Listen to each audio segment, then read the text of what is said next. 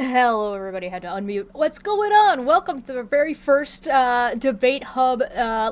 What do we call the stream? The state of. I have a handful of these set up. We're basically just going to talk about well-established things that have been going on for a while. But we're going into the year of our Lord 2025, and some of this shit has been going on for a really, really, really long time. And I kind of just wanted to see where these things were and what they're kind of gonna look like in the future. So I've got Craig from FTFE with me and Sly Sparkane with me to talk about the state of flat Earth. How are both of you? I'm so happy you were able to join me today. Wait a minute, for you having mean us we're not on. going to debate? Well, We're not going no. to debate? What's up? We're not doing a debate on Debate Hub. No, I know, right? When you said there it's nearly the year 2025, it kind of hit me in the feelings a little bit, and I was like, wait, it's nearly 2020. Oh my god, I'm getting old. Yeah, how long have we all had to deal with flat earthers at this point? Oh, well, I just kind of discovered them in 2017, and like it feels like 20 years. I started talking to flat earthers, let's put it that way, and debunking flat earth claims in September actually of 2015. Oh man, 2015. So he's got you beat. So he's got a whole 10 So, years on him under his belt. Yeah. Your therapy bill, Sly. Mine's basically bankrupt me at this point. No, actually, this is therapy, man. I mean, if you think about it, I mean, how many things do you get to get involved with where you actually, honestly, I mean, given what we all learned in school and stuff like that, I mean, I've learned more debunking flat earthers than I have ever in school. Yeah. I know, I've certainly relearned a lot of things that I kind of, you kind of think about once or twice at school or college or uni, but then, you have to really go back and understand the things to succinctly debunk the flat earth. But it makes me sad that I'm the same species as these people. Like, their thinking is so backwards and, like, alien to me that it genuinely depresses me that, wow, I basically share the same man. DNA with this being. No, it's a reverse quiz show, man. It's a reverse quiz show. They come to you with a bullshit answer, and you try and figure out what it really was supposed to be. Like where it came from. It's like it's trying to figure. It's like trying to reverse engineer. Like, how did you even get to this point? Right. I mean, there's like I sometimes feel like having an ice pick in your head is helpful to understand them. Yes, of course. And while you're hitting it with a hammer, and yeah. No, my biggest thing is though. I mean, if there's anything that's become clear over so many years of doing this, the flat earthers. See, I used to think that flat earthers were misled or just dumb or just down some some rabbit hole or something like that. No, I've pretty much ever since I was pulled into Twitter. I've pretty much realized the real source of this, and these are just mentally unstable idiots, and they know that they're pushing bullshit. I've found that there's like a lot more malice behind conspiracy theories than I think I initially ever thought. Well, I mean, in the past, just in the past couple of days, I've been called. Obviously, you got the top five. You got things like you're a paid agent and shill and all this other stuff. But as you get in, should I say, rapid exchanges with people, like on Twitter, because answers can come fast. You get in these rapid exchanges with these people, and they're just vile human beings. Because I've been called what do you call it? The survivor of an abortion. And just yesterday, I think it was yesterday, one chump actually tried to call me a pedophile in the direction of my kids. Oh God. Of my own fucking kids. Talking to Flurfs, very quickly divulges into realizing that they're just nasty people. At this point, the diagram between Flurfs and literal Nazis is kind of a circle. The amount of flat earthers on X that have those vile opinions about what happened during the World War, and how Jews are running the world and destroying everything, and how everyone's a pedophile and everyone's actually a transsexual, and the amount of times I get called gay by flat earthers. Like, no Glober calls me gay, but so many flat earthers call me gay, and I don't. Well, you do have kind of a gay why voice, is it those people? It's like, Well, why? yeah, I mean, It's not. I've worked on it. Yeah, that's ridiculous. No, but I mean, and the whole Nazi thing. I don't even like people's comments who, on either side of it, who go down the whole Nazi road and stuff, because it's just like, Yeah. it's like, dude, it's becoming ever so clear, even though it should have been clear a long time ago. It's becoming ever so clear that most of these guys are just parasites to flat Earth. In other words, they use flat Earth because they know flat Earth is at least popular enough to even be mentioned on TV. And they use that to put a doorstop in the door to talk about all the other shit that they want to talk about. And most times, sometimes it's not even flat Earth. They'll turn around and they'll bring in stuff like, Nazism and the Holocaust and all this other stuff. All extremely horrible subjects. But they'll do that just to get attention. Right. None of these. I find it very hard to believe that any of these guys are Nazis or anything like that, have anything to do with white supremacy or anything like that. All they do is they suck this stuff dry for attention. And that's where the mental instability comes. That they would even go over these lines. Yeah. Yeah. Engagement farming on X with the Flurfs is rife. You've got especially the Bill and Ted group, Bill, Ted, Rufus, and Death. They will post stuff. Cowards, it's very clearly been debunked and everything. Oh yeah, they brought me onto their show, but after 90 minutes, like, okay, we're ending the show now because I was just destroying them and making them look stupid. They didn't even last. But they're clearly. They didn't even last 19 minutes. No, they're clearly engagement farming everything. No, 90, not 19. 90. Okay, got it. Sorry, 90. Everything they post is literally just to make people mad somehow. Yeah. And get responses. And I think they know the Earth's not flat. No, of course. And what do you call it? What this is it's a bunch of people who have failed in their own lives, okay, or have suffered some kind of epic loss. And my heart goes out to them. It does.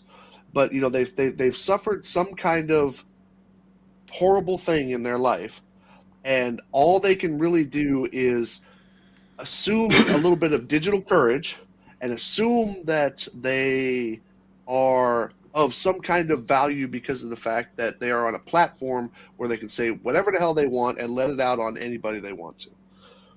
That's flat Earth and most conspiracy theorists in a nutshell anyway. So then what does that mean for, like, what you guys do with debunking? Because you spend a lot of time dealing with these people and talking about these people. Would not giving them the attention at all be more beneficial? I don't necessarily think so, but I'm curious as to your thought process on it. Well, I'd have to give that one to Craig, when they're Craig giving out... talks more to these people than I do. Oh, fair, yeah. It's still an opportunity to have a debunk, because even if they're putting out the stuff that's been very obviously and easily debunked hundreds of times over, they're still trying to catch those new flurfs, that may not have seen it before. Yeah. So it's still always worth, at least responding with the reason why that's a stupid thing to say. And it's always content for a video or a short or something. So, I mean... But remember, they do their own research. Oh, yeah. I just use those kind of engagement farmers as an opportunity. Sure. Well, yeah. The one of the biggest things that I see, though, is, I've had a long-standing criteria that I will never debate somebody who hasn't done their own work, and because I do not. I mean, people have claimed that I have some kind of zen or something like that about me. I don't. But because if I were to try and do what Craig or Toon or Reds does, with the verbal debates, I would go absolutely bonkers. I really would. Because everything that you present to them just gets answered with a nuh-uh or some kind of a deflection. And what do you call it? Yeah. Which to me is... Go ahead. Or it just then will go to, oh, well, God did it. Yeah. And there's no argument with them. Yeah, well, I mean, on the God side, I take Penn Jillette said that anytime you have an argument about creation with a faithful person and you're an atheist, it's an automatic tie because you can't prove either side of it. And Yeah. but I just personally I don't I am not the only reason why I even engage with people in Twitter is because I enjoy asking for something that's never coming, and that is show me your work. You like watching them flounder. Uh, Yeah. yeah, and you know, basically, it's become a game to me that I can just make them do whatever the hell I want because they're never going to Yeah. do the thing that I asked them to do. You know, and so I get these people with all these excuses and all this. Oh well, you wouldn't believe it if I gave it to you, and all this other stuff. It's like, dude, you know. And then of course, then the insults start flying, and it's just like, yawn. Okay, I guess I'm just gonna Dude. go, you know, have a sandwich or something like that. You know, it's just. Drink a sandwich. Eat a sandwich, drink a beer. Drink a sandwich, eat a beer. I mean, Yeah. I had the privilege this weekend to go to a huge planetarium in Berlin. Oh. I met up with Surf Perzel there, and we went to the planetarium. Two great shows. Well, excuse me, one great show. The second one kind of sucked. What do you call it? But the first show that we went to, we had otherwise terrible seats. Because yes, it is possible to have terrible seats in a planetarium, depending on which direction that they're showing the prime material up on the ceiling. And if you're kind of like directly below that, everything looks like oblong and oval and weird and stuff like that. And I was just sitting there with her, and I was just like, if we could get a flat earther to just come sit in these seats, their whole worldview would be destroyed because it shows in practical demonstration why nothing about flat Earth would work, because of the fact that you're at a bad angle to a domed ceiling where they claim everything takes place, and but you can't get a flat earther to do any of that, and that's why you see I find it hard to believe. In fact, I almost don't want to believe that there are people in this world who would follow a narrative without proof, and or at least without Yeah. checking it themselves to their own standards. At least not You something know, you're gonna go so hard on as to treat other people so poorly over. right? And so the hardest part for me in the whole thing is you know, that's why I keep on asking, okay, show me your work, show me what you've done, show me what you've tested. You post me all these memes that you bought from Dirt's app, and what do you call it, but you can't explain any of them, and sometimes the memes that you're posting don't even match the words that you're putting in your post, you know, and it's just like, oh my god, you know, are people really this broken? And since I refuse to believe that there are really people who are that broken, I don't think would actually have the capability to operate on Twitter. um, No. it just comes to me as they are mentally disturbed people who are trying to shore up whatever failures they have in their own life, and they're just attaching to this. Yeah, and no matter what you give them, their bias will always, give them a reason to reject it. You say, "Oh, where's your experiment?" and they send you a video of another flat earther pointing a laser over a lake, and Yep. you're like, "Okay, well, where's the analysis of the refractive conditions?" "Oh, you sound vaccinated. You've had too much fluoride." Yep. What? Oh yes, vaccination, of course. Uh, I totally left that one out. Yes, vaccination is a thing. oh God. Is there like so there were prior flat earthers because there was the one guy who actually tried to build a rocket and launch himself. Like respect for that Yeah, guy. He's Mad not. Mike. Mad Yeah, Mike. he is no longer alive. Well, of course, Yeah. the narrative within the flat Earth community for that is, well, he didn't think the Earth was flat. He just was trying to market that to make money for his rocket. And What? who And knows? man, don't Could we be true. love? Oh yeah, So oh yeah. he's just Right after like that, even Yeah. Bob they and know true Jaron. Right after Scotsman that, him. no. Yeah, Right after absolutely. that, Bob and Jaron went live, and they were saying they were after he died. Correction, I'm going to say it a different way because this is the way they saw it. After he failed, okay, then they claimed him total bullshit, and he was just milking flat earthers. That's how flat earthers eat their own. I didn't have a That's very how flat high. earthers eat their own. I didn't have a very high opinion of Jaren, but I didn't know it could get worse. Oh, Jaren's a despicable prick, and what do you call it? I mean, hell, he was trying to say that I worship pedophiles, and all this. That was way back when. And all this, yeah, Worship? And, yeah, and these, I mean, excuse me, worship and adore. Okay. Because I remember that quite well. But no, they because flat you earthers like eat their science. Yeah. Yeah. No. Well, I mean, flat earthers, and baby eating demons. What do you call it? Okay. The yeah. That was. Well, you know. Yeah, because that was. He was so mad about. I don't remember what the test was. I think it was the equinox test, and he was so mad that it was me, Wolfie, and Hufford, and we were like the trifecta of evil as far as he was concerned. Oh. And what do you call it? And until he put out a video saying that we're lying about everything, and I turned around and I answered it with a video that says, "Oh, okay, Jaren called me a liar." I know. I remember this video. I backed every single thing so that I said. You know, fucking Jaren. So, but Jaren's about to find out how flat earthers eat their own. Yeah.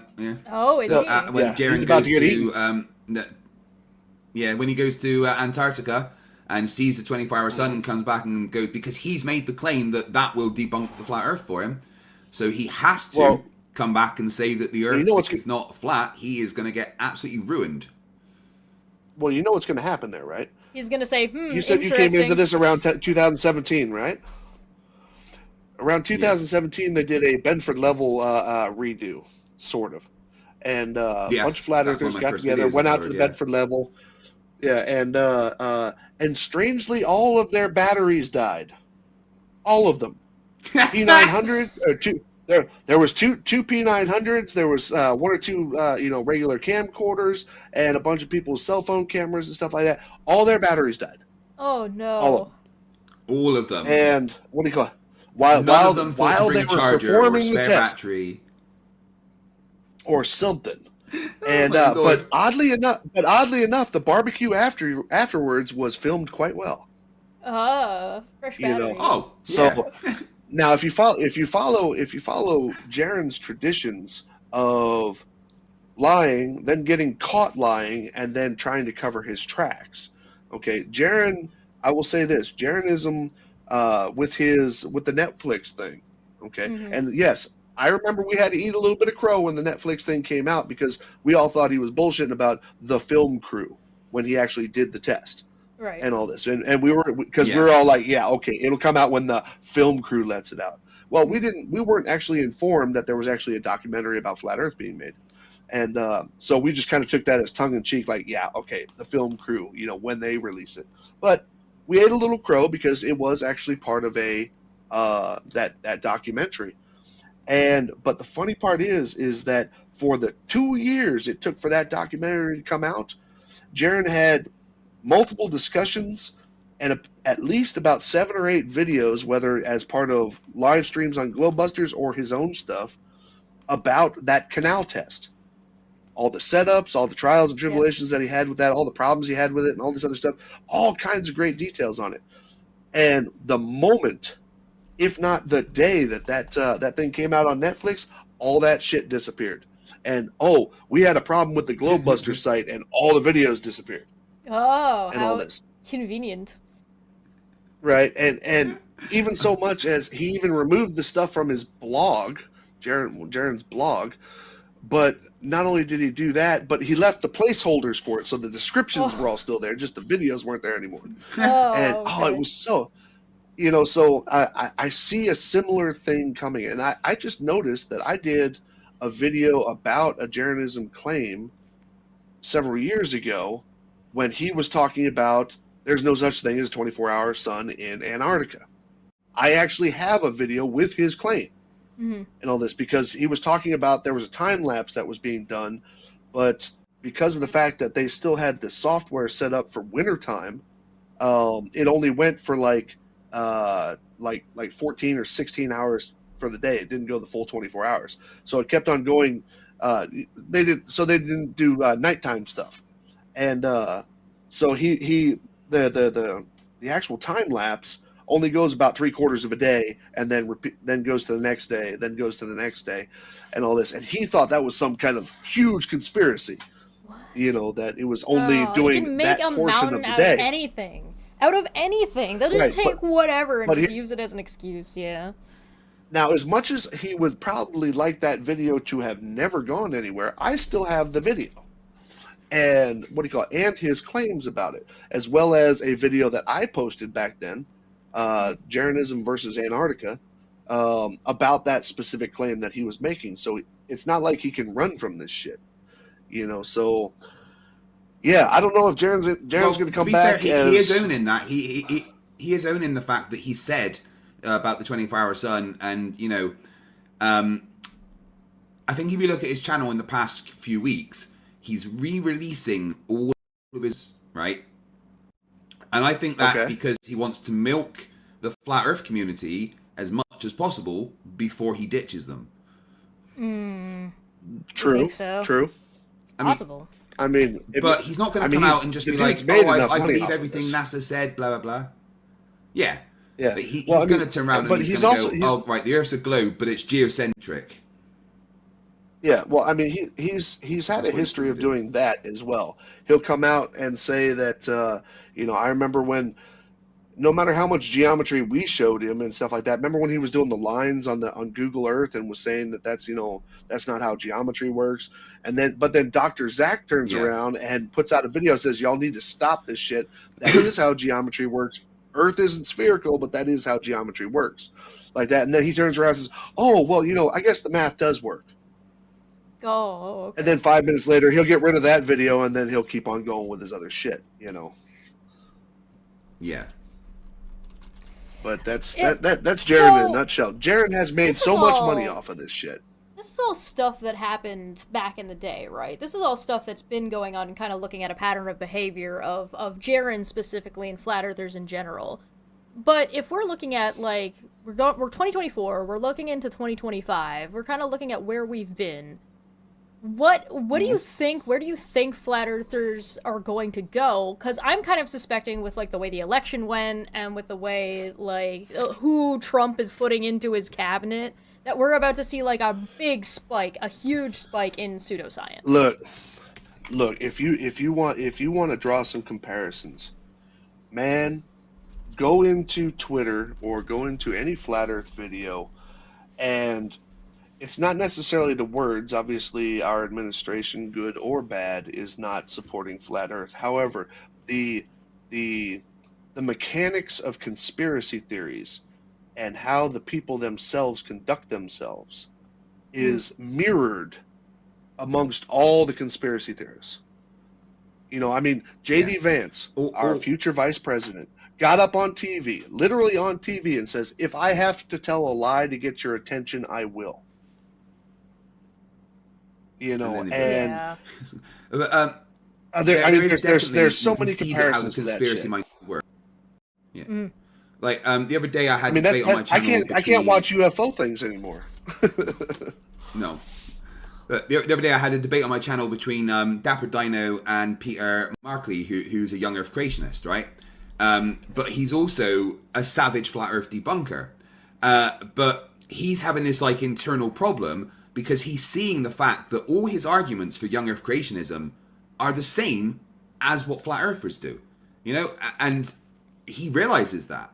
And it shows that there is this parallel between all these conspiracies. Young Earth creationism, didn't go to the moon, flat Earth, they've all got the same kind of thinking and way of responding to stuff. But I think flat Earth is the one that is the worst, because if you believe that the Earth is flat, then everybody's lying to you. Absolutely everybody, and every other conspiracy is also true.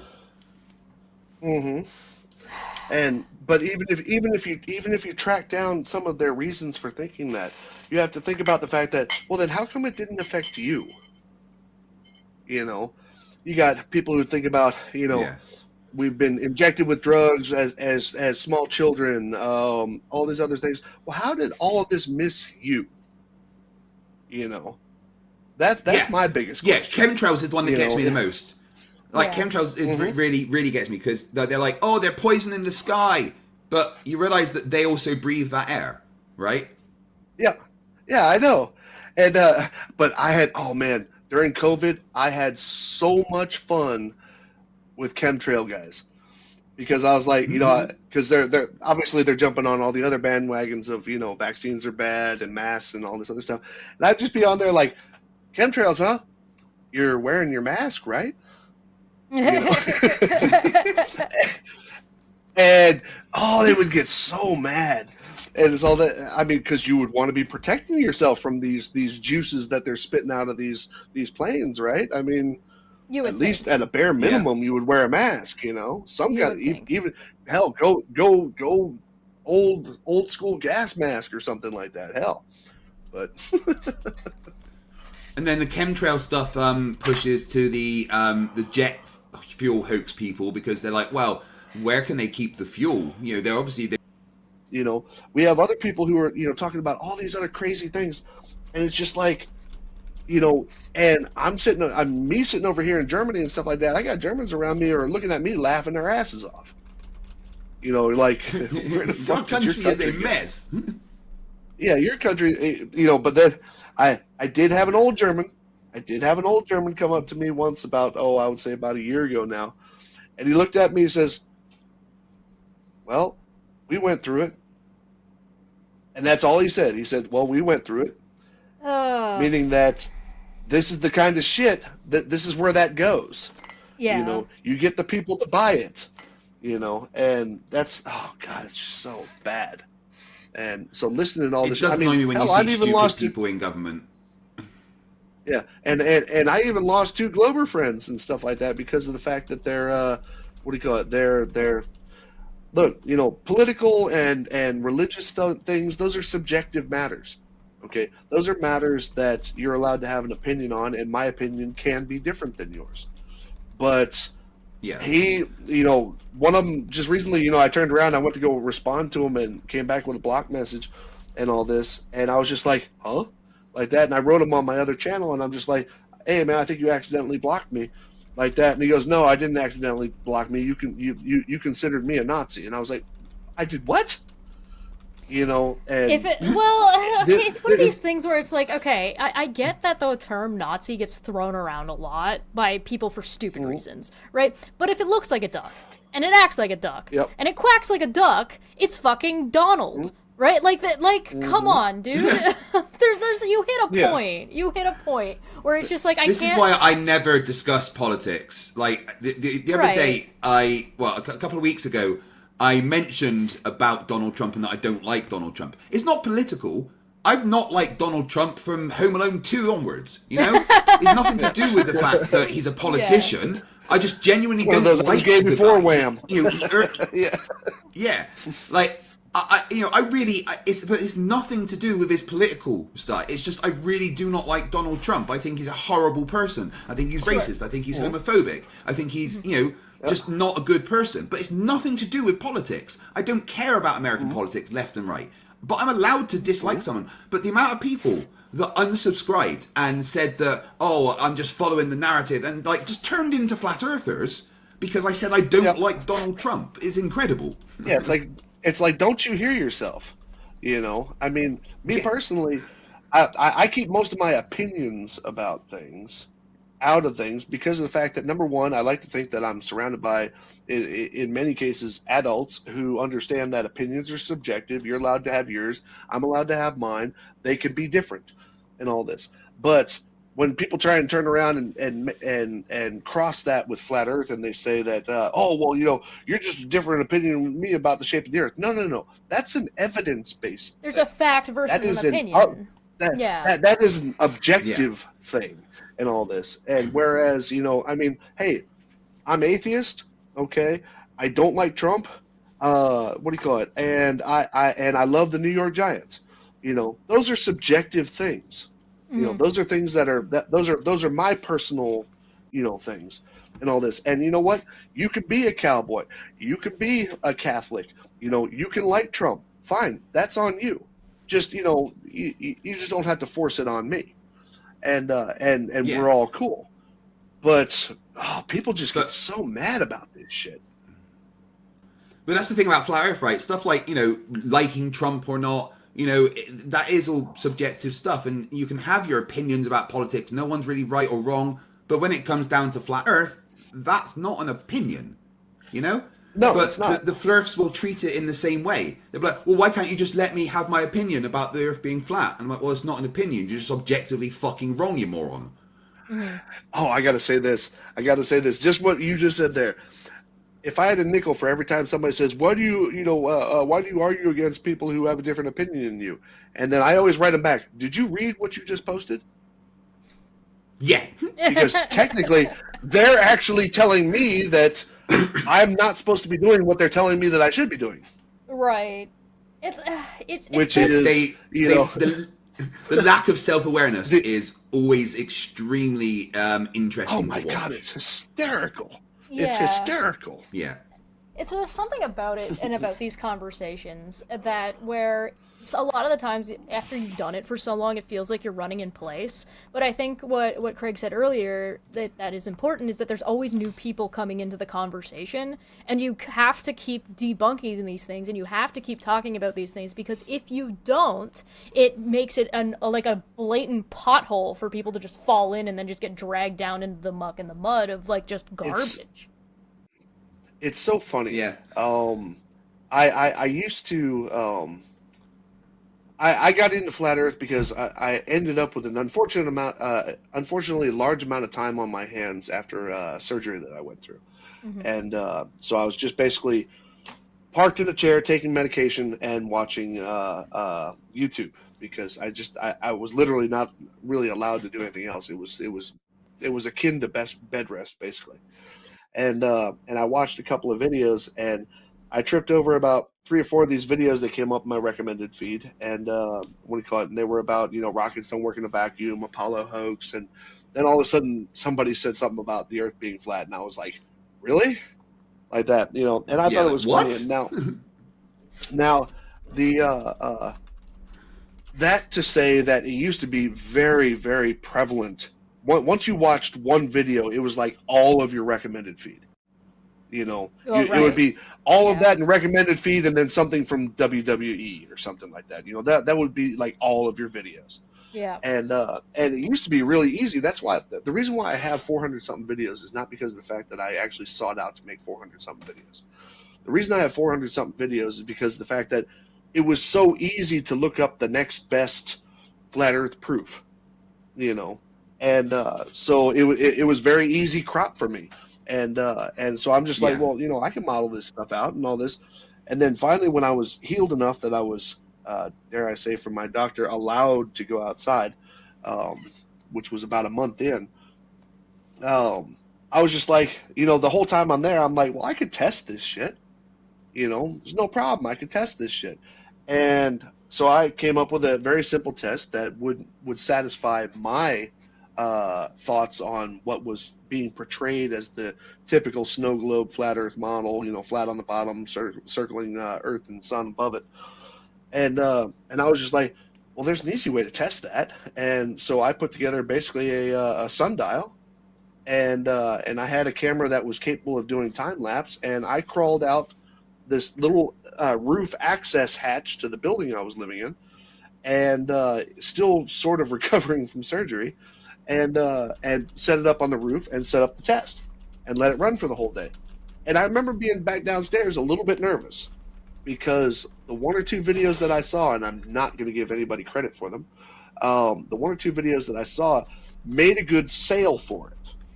Mm-hmm. They told a good story about how the shape of the Earth could have been hidden from us by government agencies and blah, blah, blah. And why didn't we go back to the moon? And, and they were making good sales. And, and I was just like, well, it was enough to at least get my interest. And so I'm sitting down there, and I was just like, well, what am I going to do if I find out the Earth's flat? You know, I mean, I've always loved space shuttle and, you know, Apollo stuff and all this other stuff. I said, what am I going to do with all that?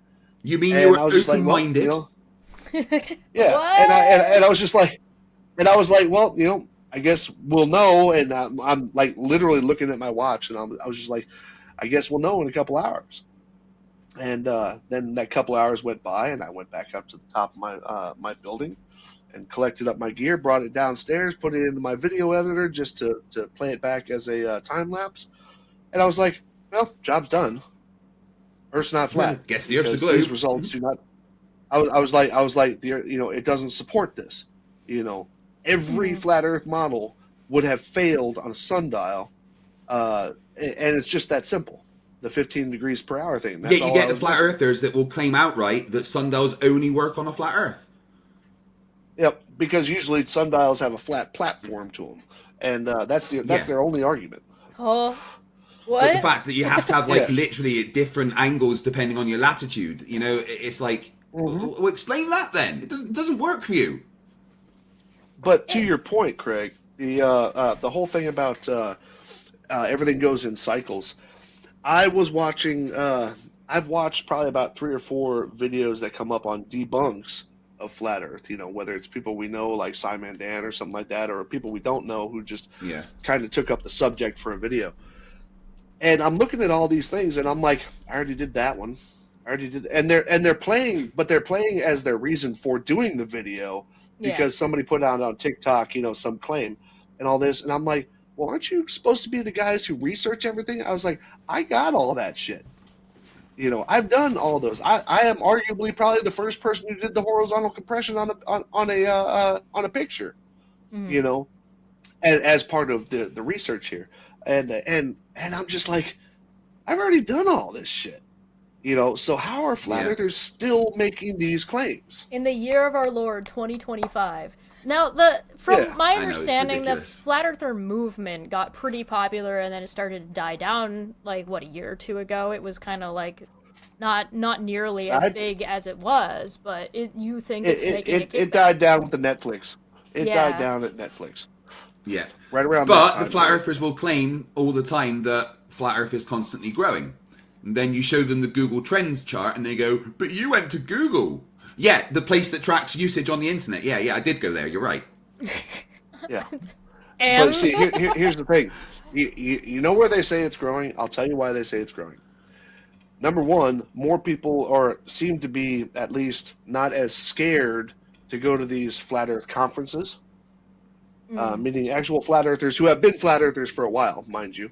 You know, they were. I remember a couple people on the first flat Earth conference. They were talking about this was a conspiracy in itself to gather them all into one place so they could, you know, I don't know, somehow screw their heads up or something. Oh, okay.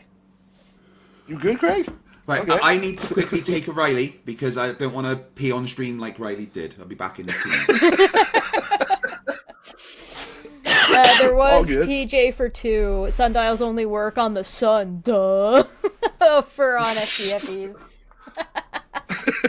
I can't. No. I can't with these people. I can understand like individuals being like afraid of going to a flat Earth conference if you're not a flat earther. That I understand. Yeah. I don't think I understand why flat earthers would be afraid to go to a flat earther conference. Except for all the fear mongering that flat earthers do about like the government's gonna like brainwash us all and get us all together, like, right? Like, is that? I don't know. I mean that's all I can figure it is. But one thing that I find really funny is when you talk about the paranoia of these people. And the things that they're afraid of, and they don't even catch that some of their stuff contradicts their own stuff, you know. And all the time. I just saw a funny as hell meme on Twitter today, and it was like, what do you call it? Flat earthers say that the Earth is flat because it looks, you know, the horizon looks flat, and then there's a picture of a sunset, and it says, well, the sun's not actually going below the horizon; it just looks that way, and it's like, well, which did you not catch the cross there? It's just it's hysterical. Welcome back. I don't. Right.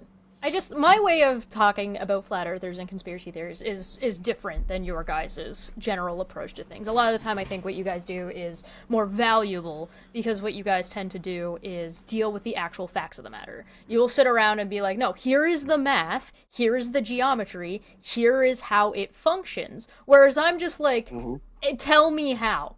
You tell me, because at that point I start doing a different more of a rhetorical conversation where it's just like, if you can't explain to me how you think it's supposed to work, why should I take you seriously? And so it's just a whole different. Yeah, go ahead. Flat earthers can't ever explain anything, though. They don't have the ability to explain things. They will half explain something and then call you stupid for not understanding the things that they're saying. So, I mean, well, there's that. I understand why you go that way, but it's dealing with flat earthers is very hard because you can't have an adult conversation with them. Right. Well, there's also a technique in interrogation, and it's not actually a technique; it's more of a sign in interrogation that I'm sure you've come across it enough times, Craig, and in various subjects, you as well, Chesh. When people deliberately avoid specific questions, I like that picture.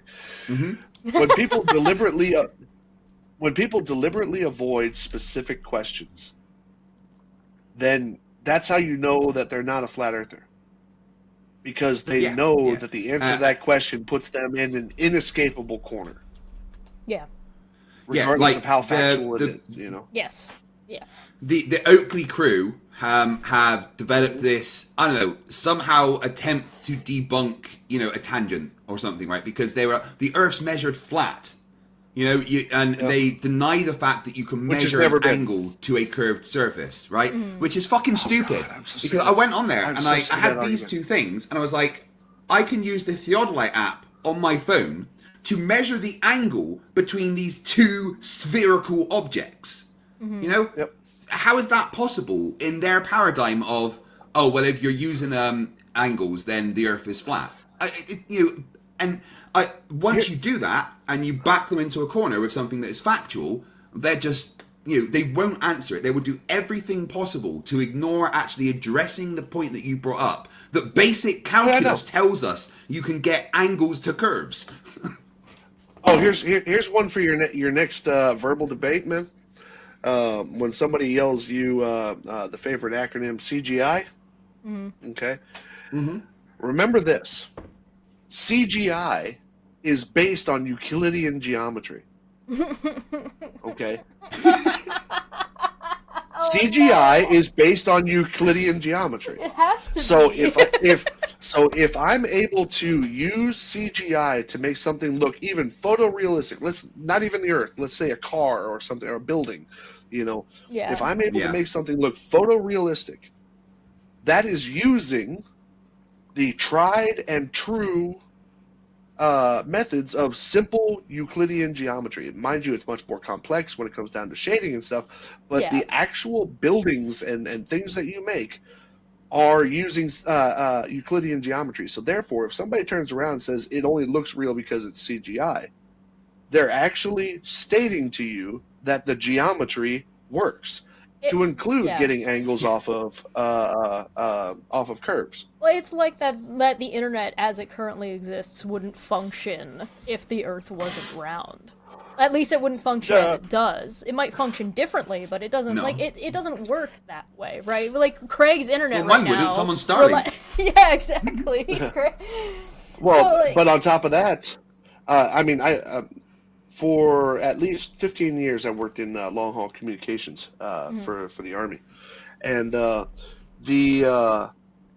of the things that we used in just about every station, they're slowly being replaced by a different technology. But we use GPS, the timing signals that come out of GPS to time global networks. Yeah.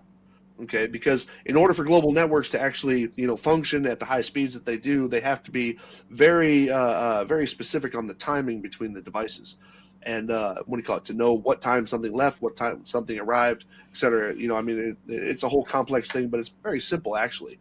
It's just basically there's a timestamp to every packet that gets sent, and most stations, and still tons of them today. It's just being superseded by cesium clocks, but most of them today still use the signals that come from GPS satellites to put the correct time down to the millisecond on those routers and on those servers.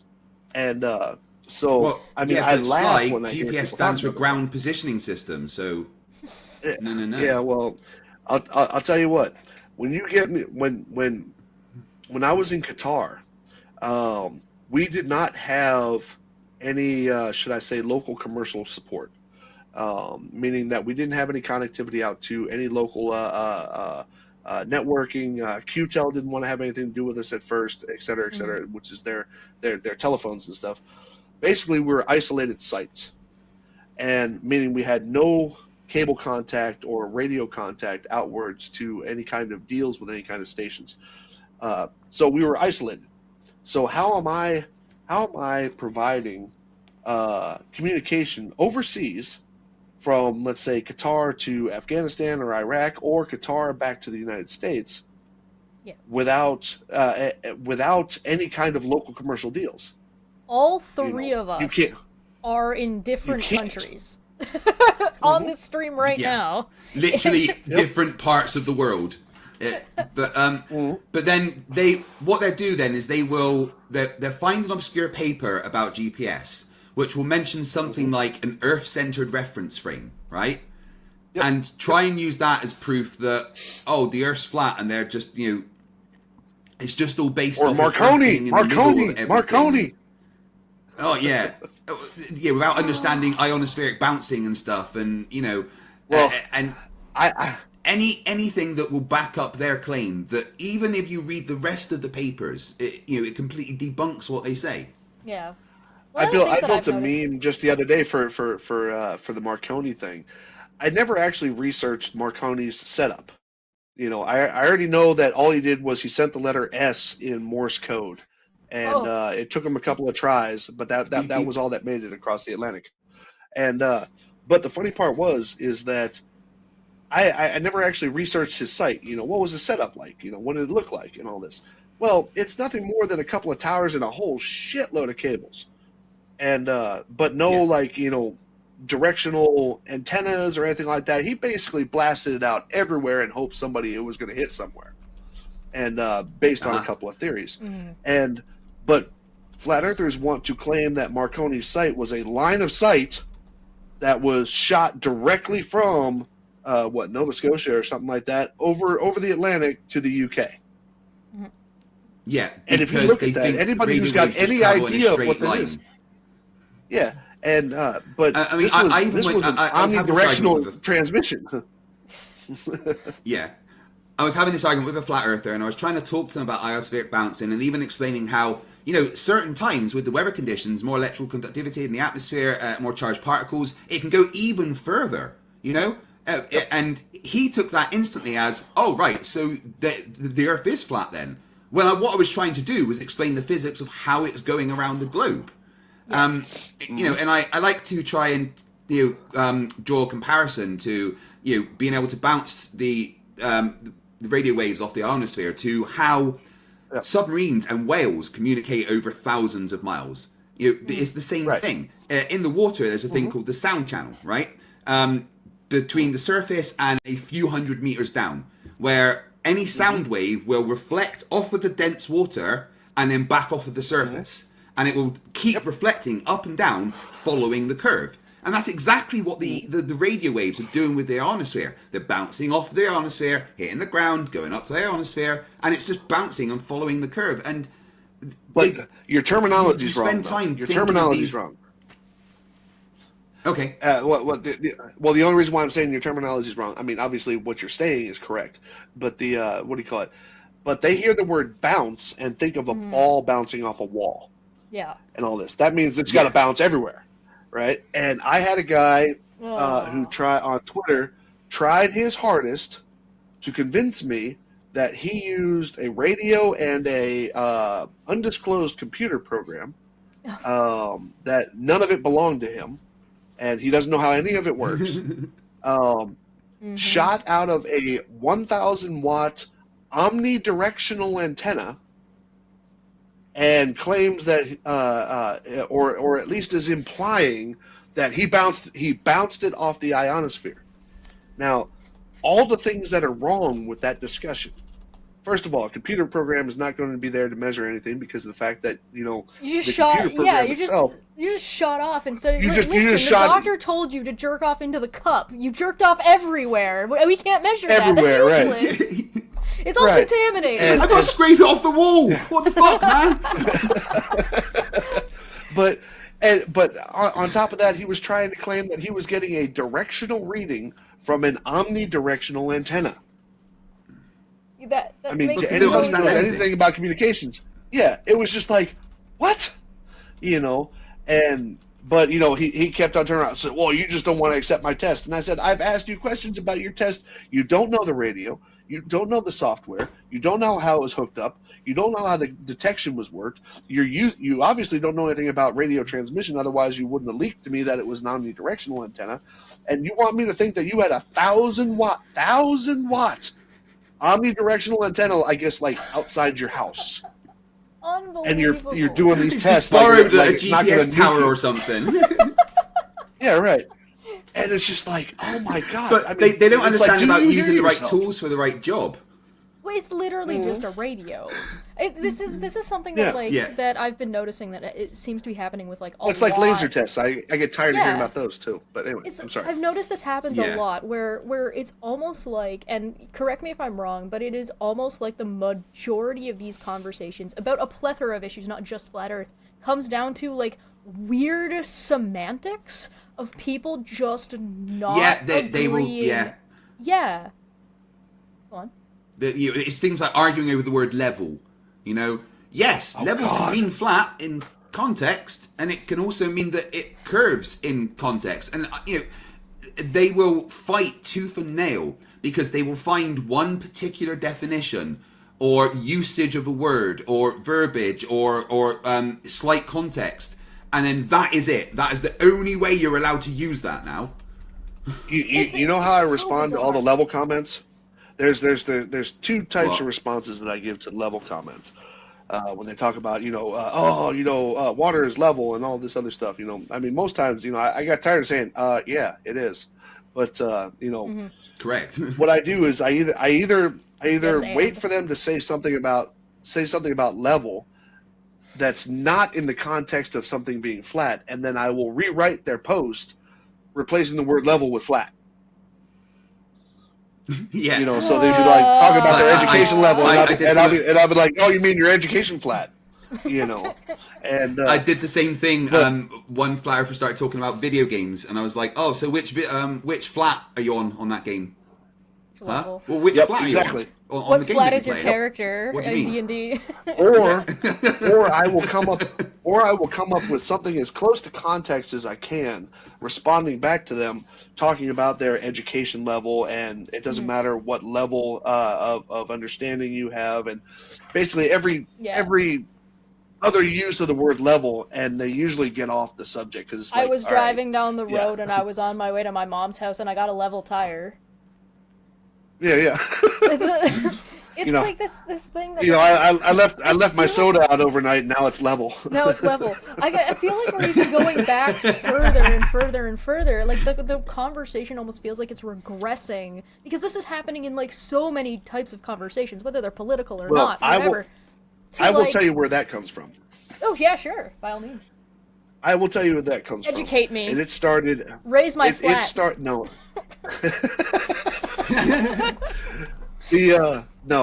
That is born of two things.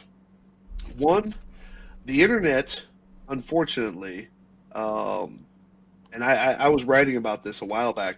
The internet, unfortunately, is part of the problem on this because of the fact that it tries to, for a positive reason, cater to what people are looking for and searching for, like on Google and all this other stuff. When you go searching for something, it tries to imply what you're looking for based on your previous searches and tries to understand what your likes are. unfortunately, that keeps you kind of with blinders on to a lot of other things. Yeah. Right. So the problem that you end up with there is that you end up with people who never actually venture out of their bubble. Google is too aggressive never actually in its learn algorithm. About yeah. I mean, if you got a Christian, it's not person, just Google. Sorry, go on. Okay, if you got like a Christian person who's constantly looking up, Bible scripture and stuff like that, they will never get a result of, Muslim or Hinduism. It won't come up, because of the fact that the algorithms are trying to, not negatively, but the algorithms are just trying to keep you in what they think are your interests. But you that's why when a flat earther searches on YouTube, they find more flat Earth, right? It's because it's capitalism at the end of the day. The goal is to keep your eyes on the screen for as long as possible. It's blind. AI, like as it is currently, which is just machine learning. And the algorithms are designed to just keep you watching for as long as possible. That's why outrage culture and like outrage farming, like what we talked about earlier with the flat earths trying to get a reaction, is all just about content farming, and it's all just about rage farming, which is all just about them making money, which the algorithm on YouTube, for example, is blind to. It doesn't understand that. It doesn't have that built into it. Right. But if you mix that with, there was a phenomena that took place. Luckily, I was not raised in this phenomena, but it was shortly after I got into maybe my 20s, and it's called the participation culture, or participation trophy culture. Yeah. Oh. Okay. Sure. And which is basically, well, yeah, but unfortunately, it's there, and what do you call it? And it becomes more prevalent as with these things like we're talking about algorithms and Google and stuff like that. People are no longer accustomed to being told they're wrong. And what it tends to do it annoys them. What it tends to do is it pulls people away from what does failure look like and how do I move on from that. They grow up. Also, they basically grow with this concern. Well. Yeah. And but you got all these people who, and I've noticed it happen. I've seen it happen more and more and stuff like that. I've even had flat earthers tell me that you turned me into a flat earther, right? But they tell me that all the time. Yeah, but no, but I do understand the mentality behind that, and the mentality behind that is the fact that we're telling them that they're wrong, but they don't know how to deal with that. So therefore they become more solidified in that thing. I'm going to stamp my feet and do the opposite of what you've told me to do. I do hate this participation trophy culture, like you said. It's so annoying. Like, and because this. Sorry, go on. Yeah, when I was growing up, between Sly and I. Yeah, there is, but the when I was growing up, if you were on a sports team and stuff like that, only one team got the trophy at the end of the season. That was it. I mean, that still seems to be the case. The participation award is well, at least when I was growing. Maybe it's a difference between where you guys are and where I was. Where I was, the participation was like the equivalent of a third or fourth place ribbon. You're not getting the trophy. You clearly did not win, but you got acknowledged for doing your best, which is a difference. Which is different than just. Right, I'll tell a story. When I was in school, the way it kind of got sold in the States, the way it kind of got, just real quick, the way it kind of got sold in the States was that there wasn't going to be a winner's trophy anymore. There was going to be, well, everybody, great season, we'll see you next year. So are we blaming America for this? Because, I mean, I'm down. America's just leaking everywhere. Of course you are. It's been in the UK as well. It's the UK as well. Like when I was younger, I was a tryhard. I always fucking have been a tryhard. I want to do the best at everything. It's just who I am. And I remember it was sports day, and I was killing it. Right, I was winning everything. But in like 3 of the events, they made out that I didn't win when I did because the other kid was like crying and stuff. Oh, so God. They were like, "Oh, well, so bad we'll make parenting, sure that he gets the trophy as well." Bad parenting. And bad it's like, parenting plays into it. that kind of thing will breed a flat earther that just won't ever be told no, or that they're wrong. Well, I like to use this example. Okay, American actress Roseanne Barr. Okay, now have your opinion of her however you want to, and her style and all that other stuff. But the thing is that her obnoxious style of comedy and just general persona in public, her obnoxious style has earned her the ability to be that way about everything. In other words, stuff that she would normally do as wrong and some other people might see as wrong. The devil may care. They look at her. Sass. Yeah, that came at they're just 90s. kind of, yeah.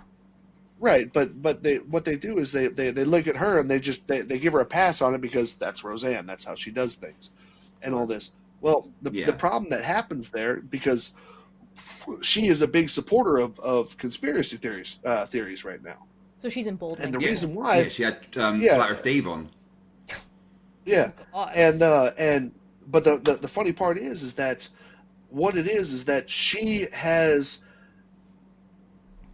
accepted a culture that has been allowed around her where everything she does is right. So therefore, if she were to get challenged on something that, she might currently believe, she becomes more emboldened to defend it. Well, that doesn't sound quite right. It sounds like it was more of an issue of she was wrong, but nobody bothered to do anything to correct her because it's just Roseanne. Who cares?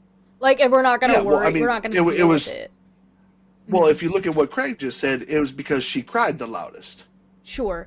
Cerulean makes a good point as well that said the winning isn't everything is it's the only thing attitude was trash and led to the everyone is a winner attitude, which is also trash. So I think what Cerulean's getting at is that it was an overcorrection of there's an issue over here, we have now overcorrected into this area, and now we're dealing with the consequences. Yeah, Socially. I mean, I personally believe that, what do you call it? People, even though you should strive for success, you should know what failure is and what to do about it. And what do you call it? Because you're not always going to be right. You're not always going to be, perfect at everything and stuff like that. So therefore, you have to be able to not be a sore loser. Humble dust yourself and off learn. and keep it's moving. Okay to learn, and it's okay to be wrong. Yeah. I've noticed that people tend to have this idea in their head that it's just like, oh, I can't be wrong, and I have to double down because if I don't, I'm gonna get canceled. And it's just that's just not how it works. The things that get you canceled are when you double down and are an asshole about whatever you were wrong about, not the fact that you were wrong in the first place. Yeah.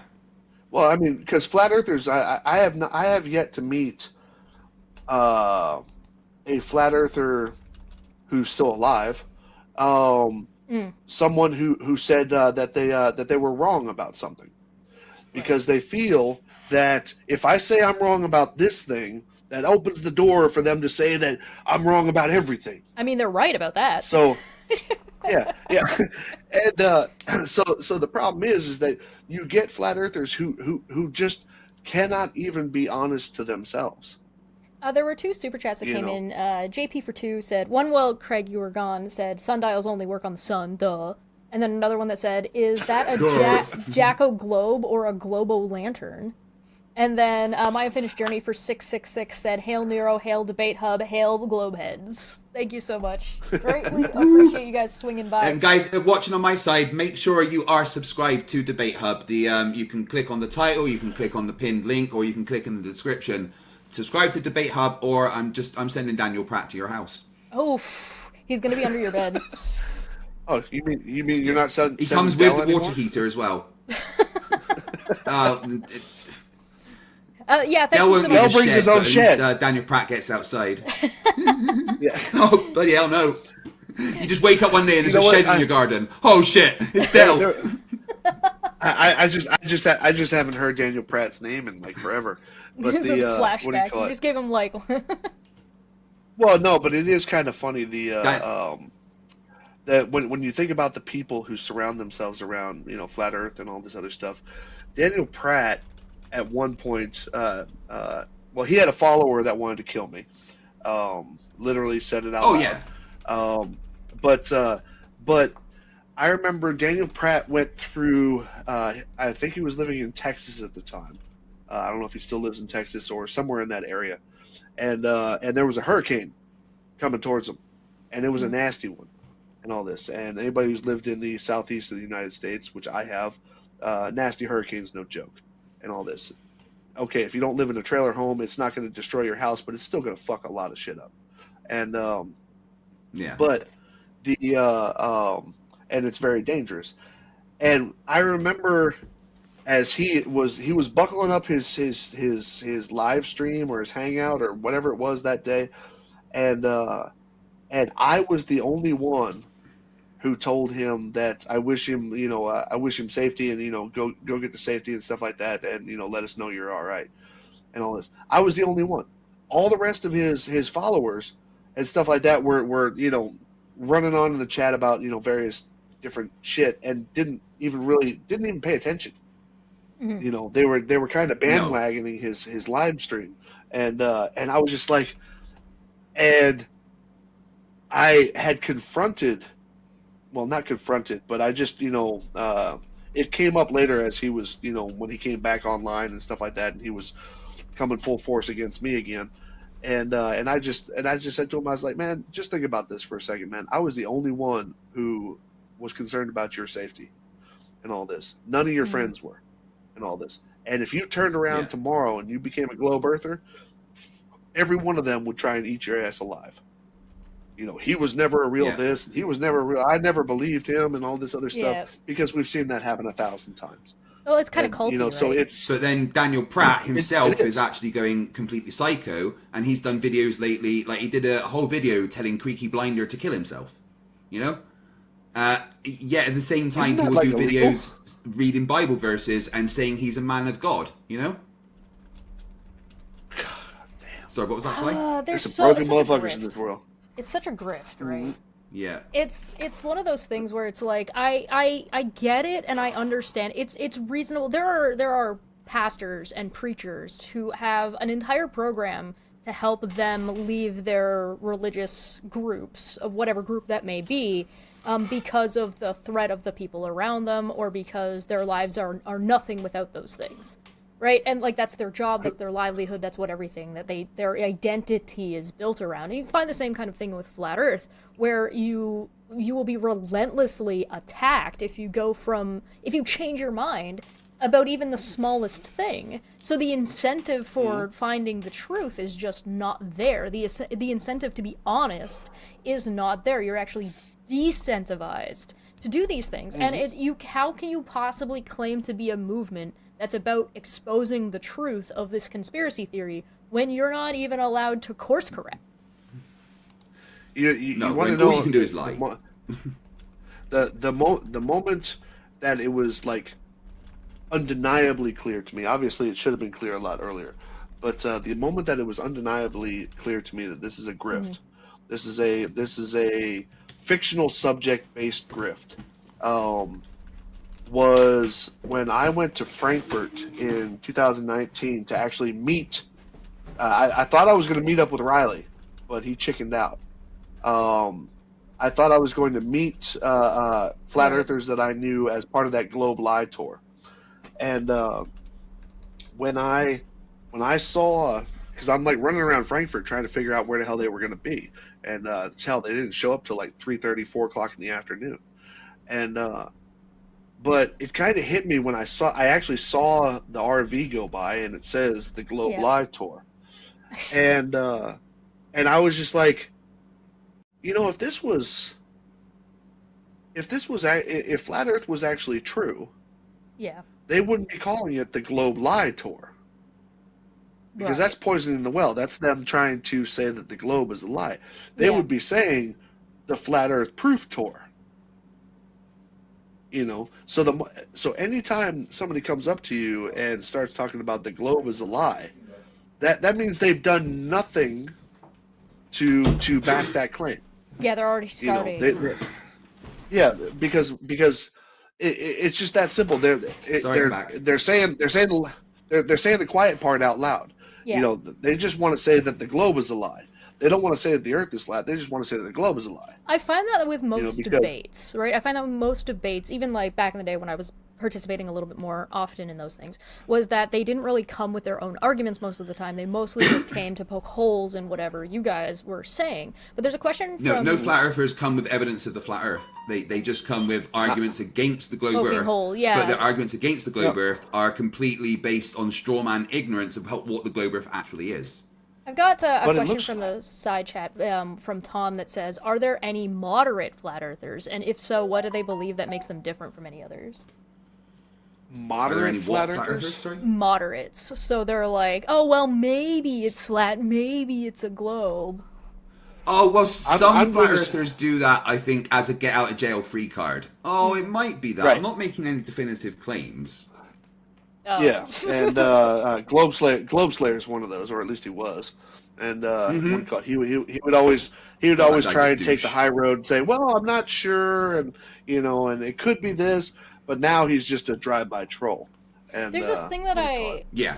There's this thing that I describe on a regular basis that is called being like fake neutral, and it's when you decide that you're not going to pick a side and you're trying. It's when you get being neutral confused with being objective, and you're like, okay, listen, I can objectively look at this from a neutral standpoint to be like, well, I don't know which side of this is on, and then your conclusion comes to, well, I don't know, you've gone nowhere. You're like, well, I don't really know, because what you're doing is actually, when the evidence is so lilted in one direction, that you're putting your foot down on the other side while you're standing in the middle.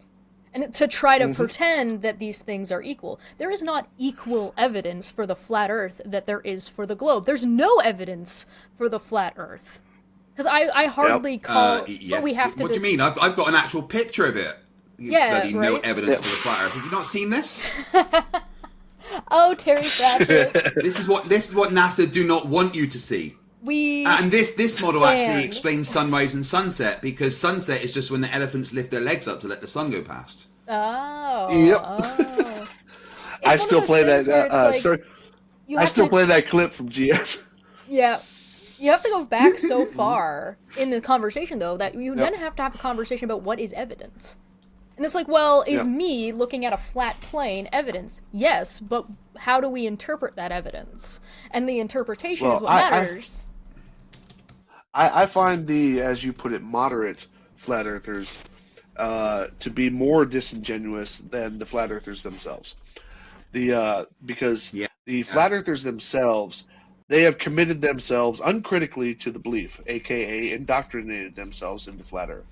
Okay. But if somebody comes to me and Greg, you can say hallelujah on this one. How many times I'm not a flat earther, but when they start out they're I mean, if I had a nickel for every time one of those, the claimed moderate flat earther or conspiracy theorist in general for whatever other truther movements, if you haven't checked anything, if you haven't tested anything and all this, but you come to me with a meme, you're done. Yeah. Okay? You're a flat earther, and you're just trying to play it off so you can get some other kind of conversation out of it and all this. But and that's why, I mean, like I said, I've said it 1,000 times, I'll say it 1,000 more times. I will not debate somebody unless they've done their own work, because then we got something to talk about. Lisa in FTFE's chat made a good point and says, what's the middle ground between truth and a lie? Half of a lie, half of a truth? There's still a lie. Maybe it's a more effective lie. If you're going to lie, and you're going to lie well, it has to have some truth to it. So you might sit there around and you might agree with a flat earther to say, hey, listen, there is, like, government corruption exists. Or, yeah, we might agree that the YouTube algorithm or the Google algorithm is lilted one way or another, right? That's all things we've already agreed about here. But when you use that to then start inventing brand new shit out of left field that has no place in reality, you have a different kind of problem. I invented a fallacy, and I call it argument from paranoia. And what do you call it? And And that fallacy, basically, I put it as, and it turns out there's another one that's just like it, but it's basically just because something can be fake, then therefore it must be fake. You know, and you know, I've had the argument CGI used against me that I use CGI. I use CGI in my videos. I can teleport myself. I can make myself pop out of portals and disintegrate and stuff. So I use CGI. So that's proof that NASA can use CGI. That Jake the asshole, literally the whole video about the fact that I use CGI, therefore NASA can clearly do it. So they do. Yep. But wait, what? What? There's so many jumps in logic. Well, you see, Skiba did that. Skiba did that when he Skiba has a video that we all love to use called Rob Skiba Debunks Rob Skiba, and he did a thing about the transit of the moon in front of the Earth during from the Epic camera on the Discover satellite, and he originally came out and said it's false, you know, the colors, the sizes, and all this other stuff. It wouldn't look like that, blah blah blah. Yeah, that what he's showing on the screen right there. But then enough people, to include myself, challenged him to test it. We just told him, hey, look, you know, get a large ball, get a small ball, put them a distance away, and then, you know, try your best to get as much scale distance from that and take a photograph of it and see what it looks like, right? Well, he turned around, he did that video. Now, if you actually watch the video that he did, okay, he actually did do the test. You know, he got some kind of, you know, child's ball, you know, one of those rainbow colored balls, and then he like a baseball, and set it up in front of it, and then put the camera, you know, a decent scale distance away, and he turned around, he goes, wow, they're right, you know, that's how it looks. And then he, you know, that should have been the end of his statement. But if you watch that video even further and listen to the words that he says, oh, but NASA would have known that also. So what do you call it? NASA would have been smart enough to to perform this kind of fakery. And but before that, he was saying NASA were dumb enough to make the moon look so small. You know? Yeah. He changed his tune dude, when he found out that the scale was right. Yeah, it's ridiculous. It's Schrodinger's asshole. I've done it. Yeah, right. Pretty much. I've done it in my hallway with these to show that it can be done. Yep. You know. And I, you know, dude, I did the same thing got posted to me on X. Out by my storage unit. What do you call it? I did in one of my quickie videos. I did actually the scale model of that, where I had this little Earth, and then I had a ping pong ball and all this, and I put them the scale distance away from each other, because it turns out this little Earth that I had and that ping pong ball, they were about the right scale. Then put them, you know, put a string on it for just to keep my measurements straight, and then put the camera a certain distance away, and bam, it like lined up like perfectly. And I even did it with the moon on the other side, because there's another sequence of the Discover pictures where the moon is on the other side, and it only looks a little bit smaller. And instead of, you know, what one would expect or claim that it would be like super tiny. And I did that, and I took that picture, and I was like, this is how it works, man. You know. So do you think? But they will always move the goalpost. They will always move the goalpost, right? You will, you know, you'll prove that they're wrong, right? You know, so we do the scale models, or Rob Skiba proved that it's wrong, but then they move the goalpost to, oh well, NASA would have known that, or you know, the Earth doesn't rotate. Bob buys a gyroscope. Oh, well, it must have been the ether or something. So then they make the mechanical one, which I think you did a big debate about this one, right, Sly? Mm-hmm. Oh, that was fun. Yeah, that was fun. The what do you call it? You know, that we've even got this built by a flat earther, and like they're still denying it. Yeah, and I even called out Mike Cavanaugh himself on that live talk that I had with Cavanaugh about that gyroscope, because you know they kept on claiming that it was supposed to rotate at 15 degrees per hour, and I was like, no, it wouldn't. You know, I said it's only going to move a very little bit given your orientation to the axis of the Earth. And what do you call it? And I had done all that, and then that was also in the comments of that one of the releases that they did about test results. That was when I lost all hope for what's his name, Taboo Conspiracy. I had lost all hope for him, because they lied to his face and said that the gyroscope itself didn't move when it did. And they lied to his face, and then next thing you know, on the show that is populated by the most people that are on the board for FE Corps, which was Globebusters, he becomes a co-host on Globebusters. And I was like, right after they lied to your face, dude. Why? You know, but yeah. Why but do I covered all that in the video. Go ahead. Yeah. I covered all that in the video. I covered the fact that Sly had spoken to them and lied about this and everything. And then I literally got an email from a lawyer saying they were trying to sue me for defamation. Fuck them. I don't. Why do flat earthers just allow themselves to be treated like shit by other flat earthers in their community?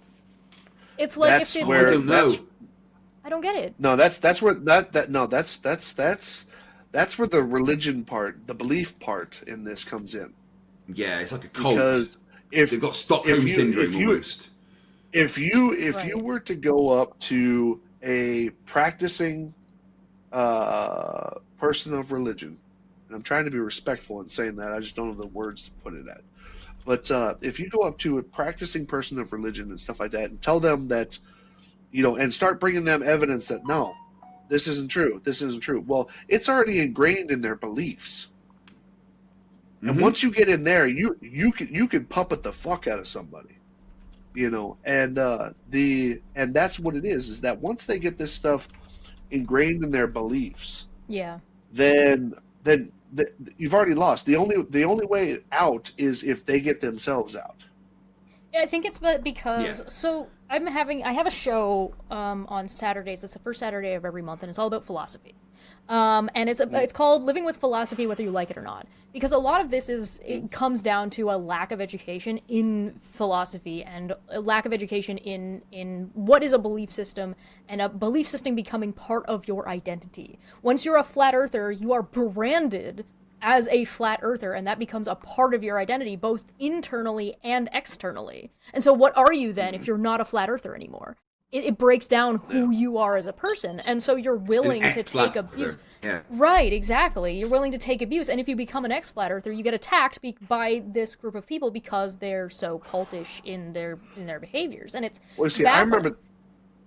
I remember the attacks that the mild attacks that I received when I finally chose to be atheist.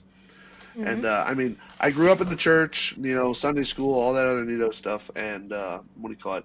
Yeah. And I don't have any. I didn't have any negative experiences in the church that some people that would actually, you know, might be the reason for other people who have left the church.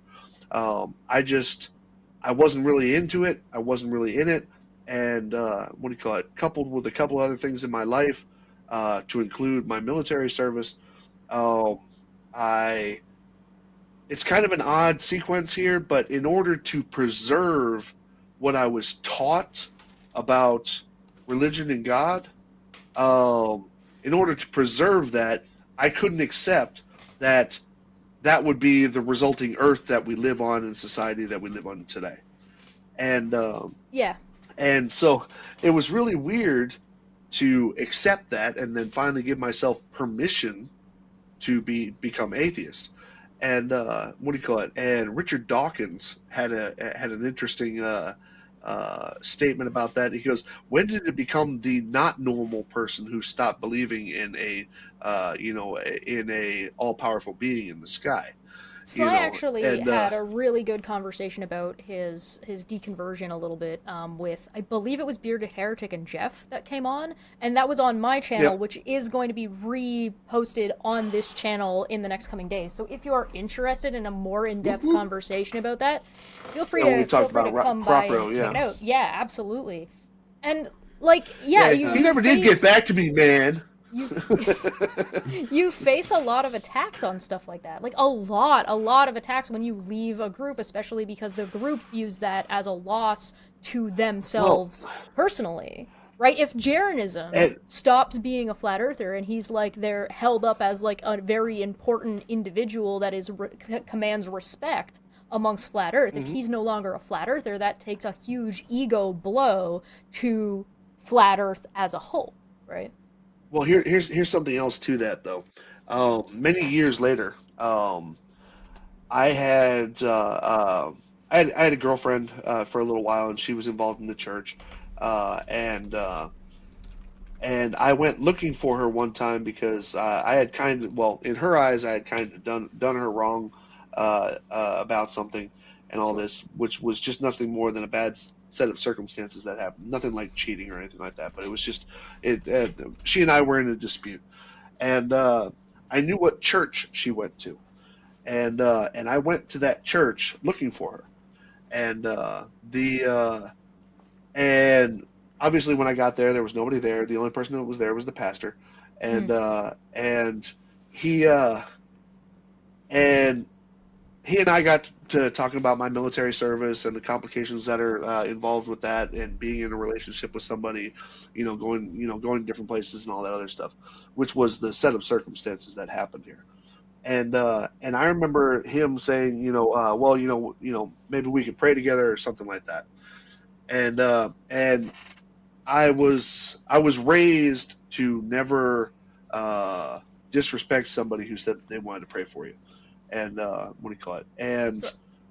I remember sitting there in this lobby of this church, and had my head down. He had his hand on the back of my head, and had a Bible verse out that he was going to read and stuff like that.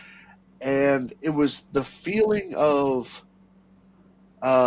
having support, having community, having Mm, backup, being yeah. part of something larger, and all this brought a tear to my eye. I mean, it just something about it was just very very uplifting. Yeah. And but when I walked out of that church, that was when I mean, like I said, I had already chosen to be atheist at that point, and but when I walked out of that church, I was like, that's what religion is.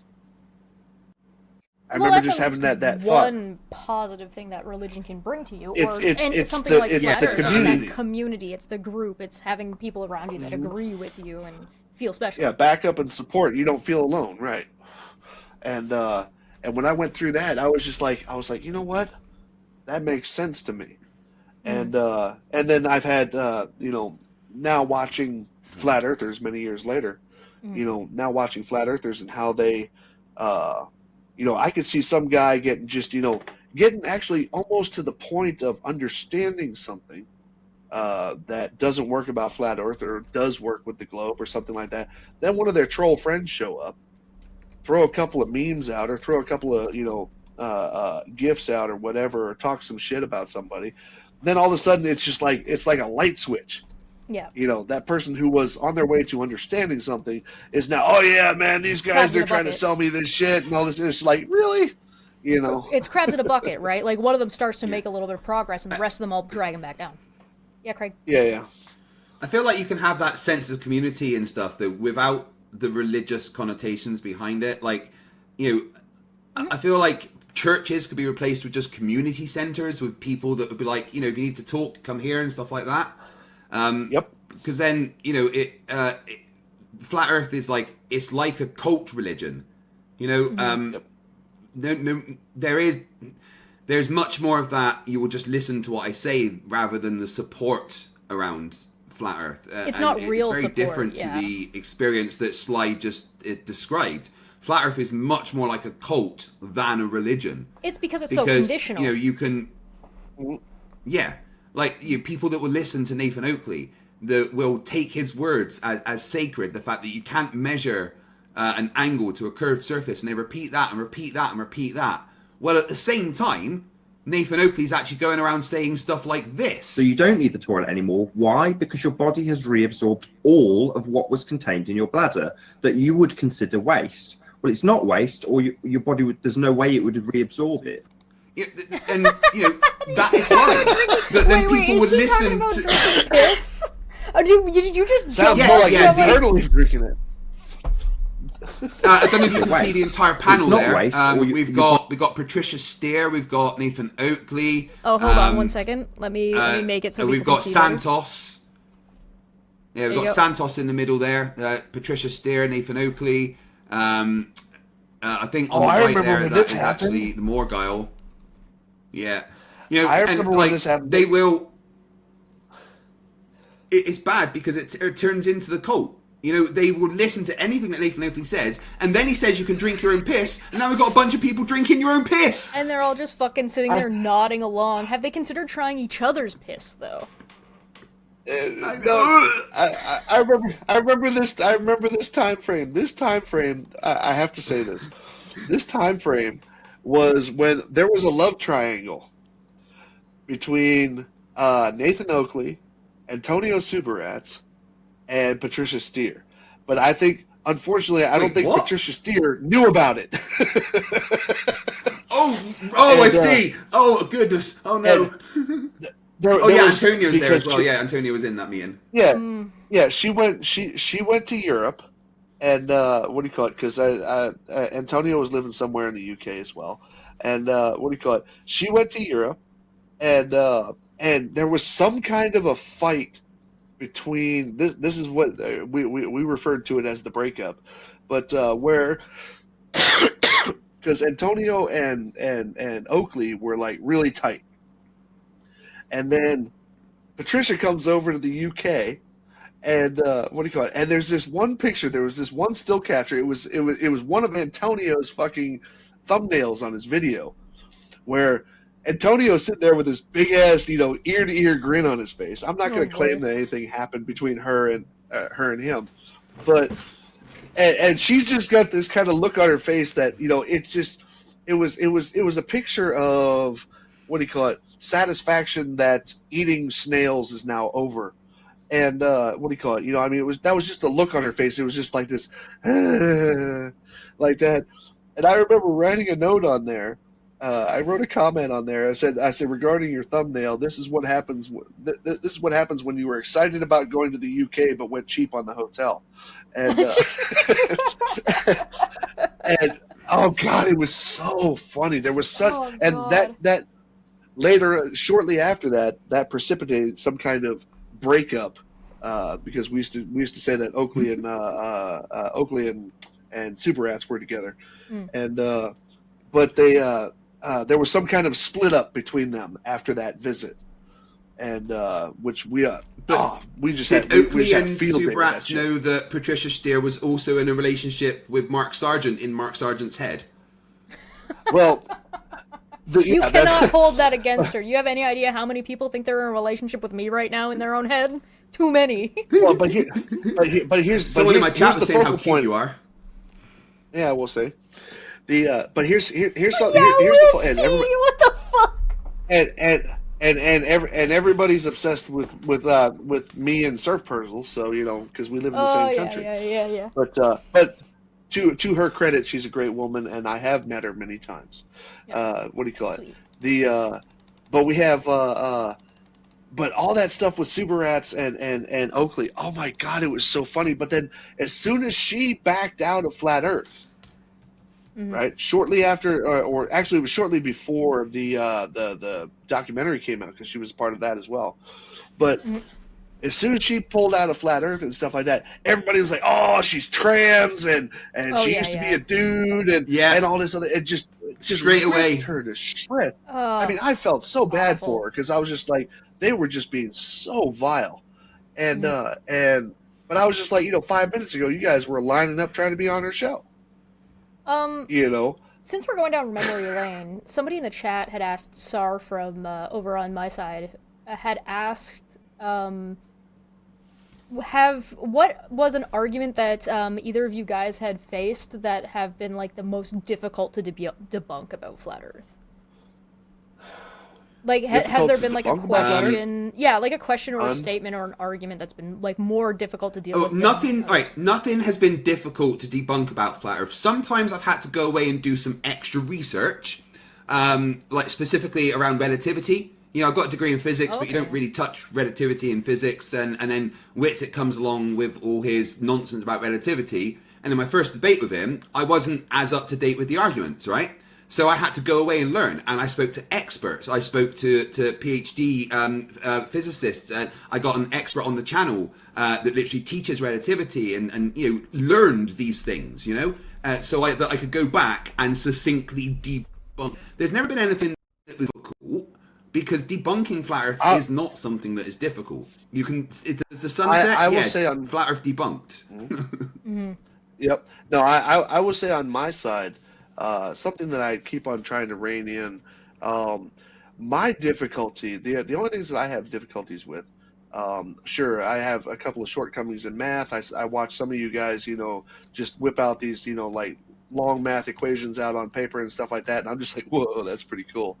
But I mean, I do more applied type stuff. Applied geometry, applied photo work, and all that other stuff, because that makes more sense to me. But my biggest thing is we keep on letting flat earthers get away from the shape of the Earth, and they'll go into these long discussions about relativity and dark matter and Big Bang, and I mean, they'll go off onto these things. Prove that there's this one idiot that keeps following me around on Twitter, who keeps on saying, "Give me an amateur video of the sun, moon, and planets zooming around the sun," and all this other stuff. And I'm just like, how the hell are you even going to do that?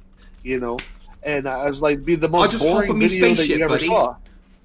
Yeah, and my thing has always been about trying to rein in the flat earthers. Even the gravity argument is stupid, because even modern day physics does not know what gravity is, but we know that gravitational acceleration exists.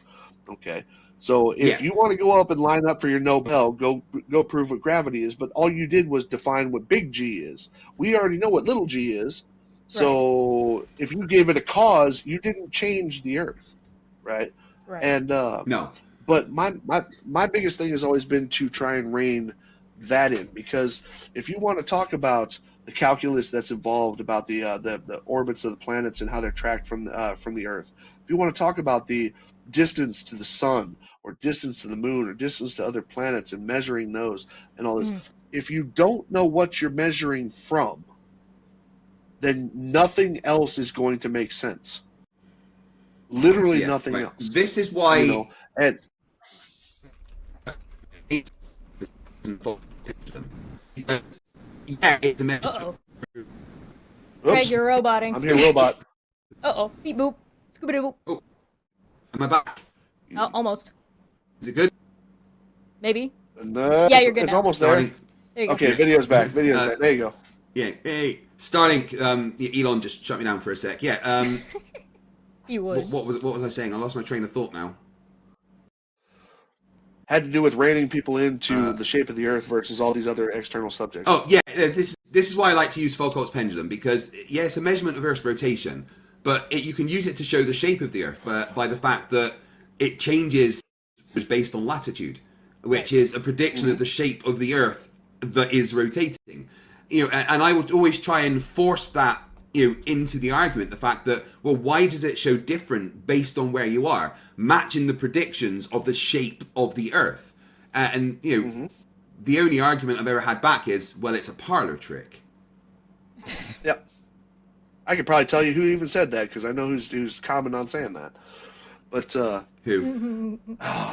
No, but like I said, it sounds like GS. But one thing that I've noticed Yeah. that flat earthers or flat earth debunkers, or at least like debunking on a whole, has a bad habit of doing is like I think it's easy for people to get an inflated ego when talking to the stupidest people you've ever met in your life, that you start feeling like you're way, way, way smart. And so you have to kind of balance that understanding that, like, there are still topics that you are not necessarily an expert in, or there still are topics that you're not every discussion or debate that you have is going to be with a flat earther. Sometimes you're going to have a discussion about... I love that. I love going down that alley, because, first of all, if I'm ever to get an ego about being able to tell the difference between a ball and a plate, then there's probably something much more wrong with me. But Right.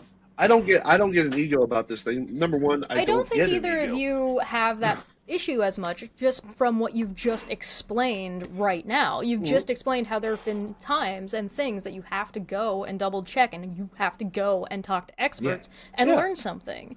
And so here is one of the major differences between people like me and Sly and other smart people and flat earthers, right?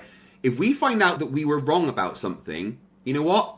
That's exciting because I've now got something else to learn. Because now I got something new to learn. Wait, I was wrong about that. Please explain to me how I was wrong so I can correct my knowledge. But you tell a flat earther that they're wrong and they will stamp their feet and cry and call you a shill. That is the big difference. People that are smart will not argue and cry about being told they're wrong. They will find out how they were wrong so that they can stop being wrong in the future. I think people with a healthy corrected on videos as well. Sorry, go ahead. Yeah, no, I've been corrected on videos, and I pin those posts. I'm just like, oop, I screwed this up here, just so I'm issuing out the correct information. But I can say probably about 1,000 times. I can say that about 1,000 times I've probably told flat earthers, because they're like, well, that's not the model we use, or those aren't the measurements we use, and stuff like that, which they don't have measurements or models, and we'll argue. But it's not the one you said. They don't have them. But it's not, as long as it's not the one you said, right? Yeah, I think it has to do with like a healthy. But I keep on. Yeah, but every time I get in that discussion, the first thing that I usually say to them is, all right, give me the measurements so I can apply them to my next test. Yeah, it reminds me. And guess how many times that gets answered?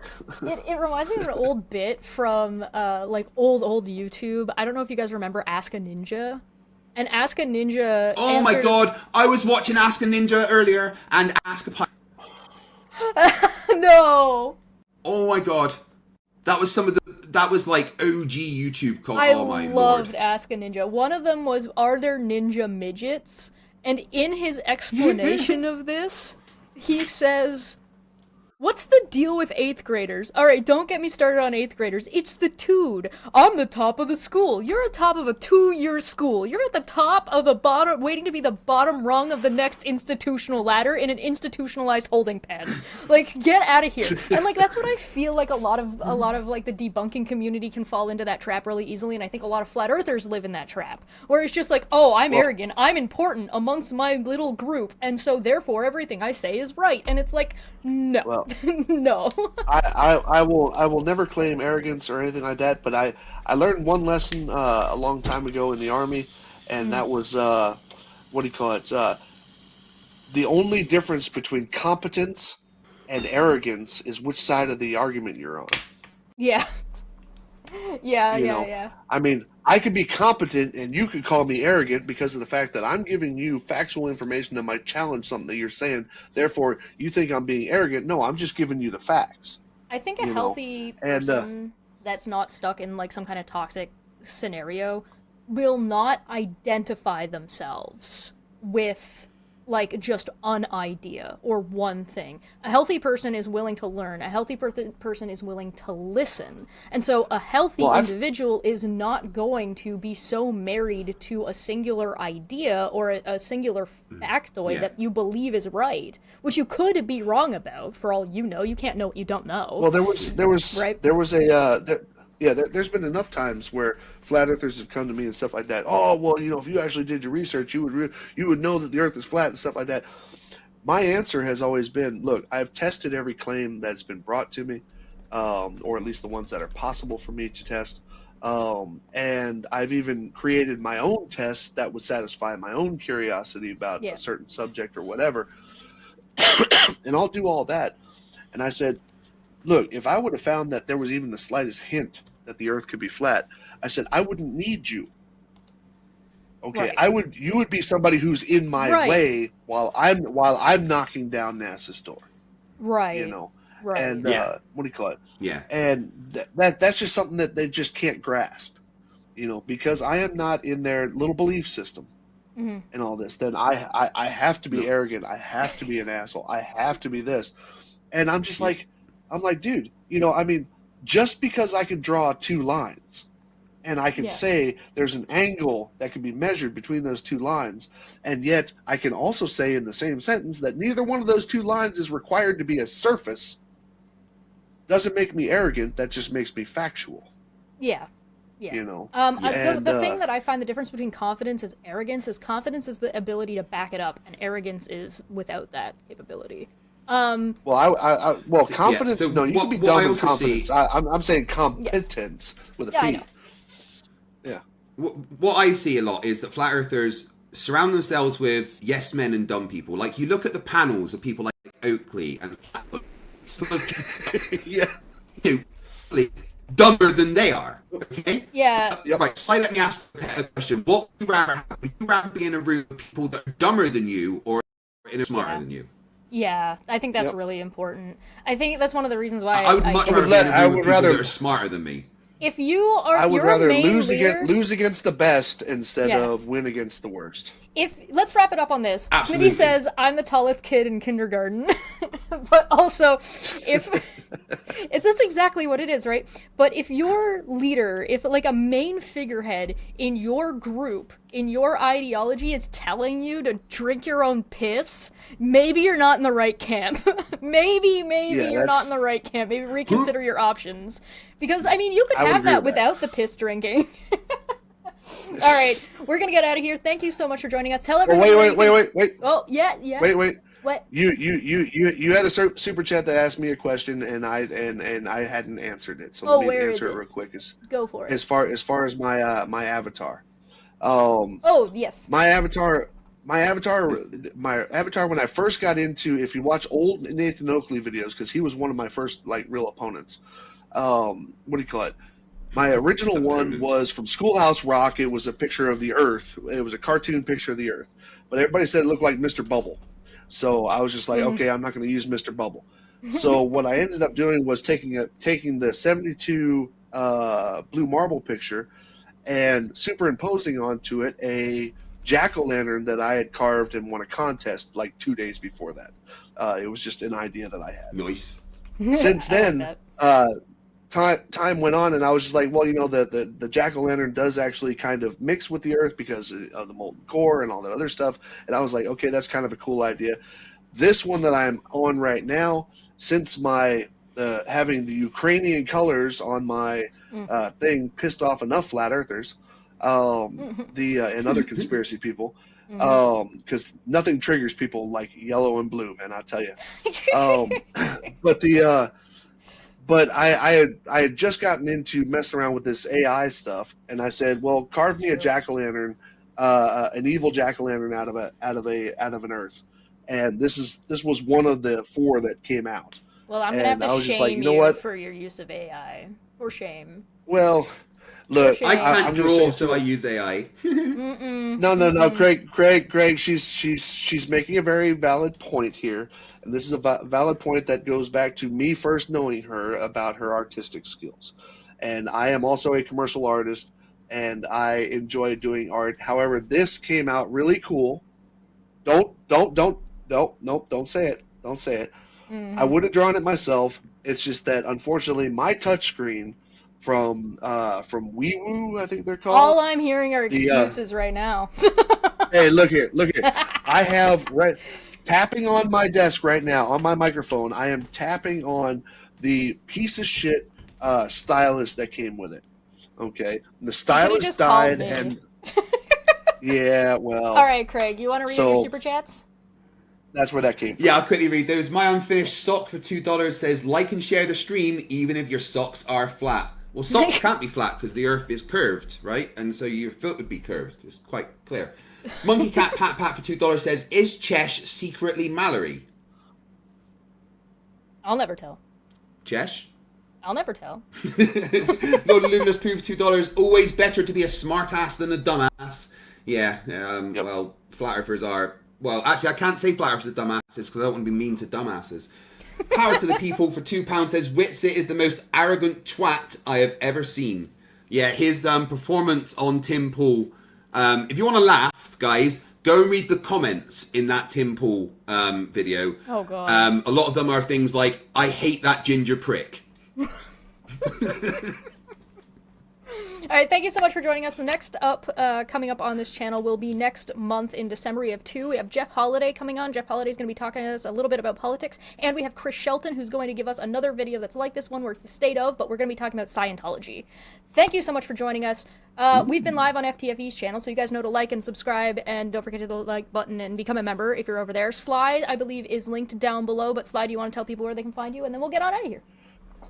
Well, you put a link to my channel in your title, so yeah, just select on that, and what do you call it? If you want to be bored to death with a whole bunch of tests and experiments that I have done on flat Earth claims. Thank you so much for joining us. Thank you both. I'll see you guys also, next go time. watch the video I did earlier doing 1,000 push-ups for charity, because, you know, I did a lot of effort there and I'm hurting and I'm going to bed now. Have a good night, everybody. Bye. Bye.